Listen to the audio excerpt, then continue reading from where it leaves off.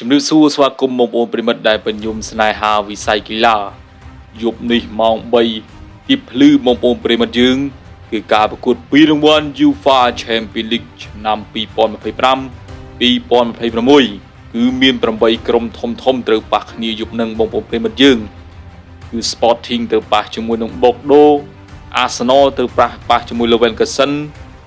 Chelsea ទៅប៉ះជាមួយ Paris ហើយ Man City ទៅប៉ះជាមួយ Real Madrid គឺជើងទី2បងប្អូនប្រិមិត្តយើងមិនដឹងថាក្រុមណាអាចឡើងទៅវគ្គ8ក្រុមចុងក្រោយនោះទេ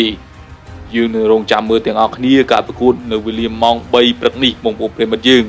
ងក៏លេចទៅមើលជើងទី1បងប្អូនប្រិមិត្តយើងគឺ Sporting ប៉ះជាមួយនឹង Bordeaux គឺលទ្ធផល0-3 Sporting ទទួលបានលទ្ធផល0ហើយ Bordeaux គឺ3ពិន្ទុបើសិនជា Sporting អាចយកឈ្នះគ្រាប់បាល់ទៅលើ Bordeaux បាននោះ Sporting នឹងអាចឡើងប៉ុន្តែបើសិនជា Sporting រកបានតែ2គ្រាប់ឬក៏1គ្រាប់ Sporting នៅតែធ្លាក់បងប្អូនប្រិមិត្តយើងហើយ Chelsea ជាមួយនឹង Paris កាលពីជើងទី1គឺលទ្ធផល2-5គឺ Chelsea 2 Paris 5បើសិនជា Chelsea អាចយកឈ្នះយប់នេះលើសគ្រាប់បាល់របស់ Paris មិនថាលើសតែ1គ្រាប់ក៏ Chelsea នឹងអាចឡើងទៅវគ្គបន្តគឺវគ្គ8ក្រុមបងប្អូនប្រិមិត្តយើងកាលជើងទី1 Man City ជាមួយនឹង Real Madrid ដាក់3-0 Manchester City ញាក់សាច់គឺ MQ មិនអាចតទល់ជាមួយនឹង Real Madrid បានប៉ុន្តែយើងចាំមើលជើងទី2ថា Man City អាចយកឈ្នះគ្រាប់បាល់ទៅលើ Real Madrid បានទេបើសិនជា Man City យកឈ្នះតែ1គ្រាប់ឬក៏2គ្រាប់ក៏អាចឡើងទៅវគ្គ8ក្រុមចុងក្រោយដែរហើយ Arsenal ជាមួយនឹង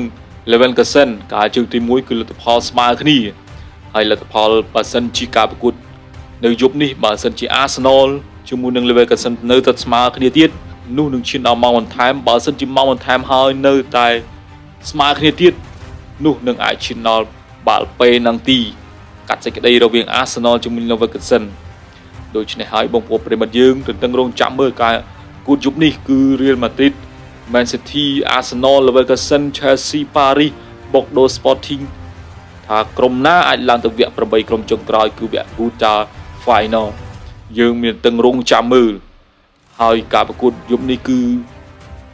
ដូចជា Real Madrid Paris Bordeaux គេមានសង្ឃឹមប៉ុន្តែ Arsenal និង Leverkusen គឺពិបាកថាណាក្រុមនេះប្រទីងផ្ទុំគ្នាបងប្អូនប្រិមិត្តយើង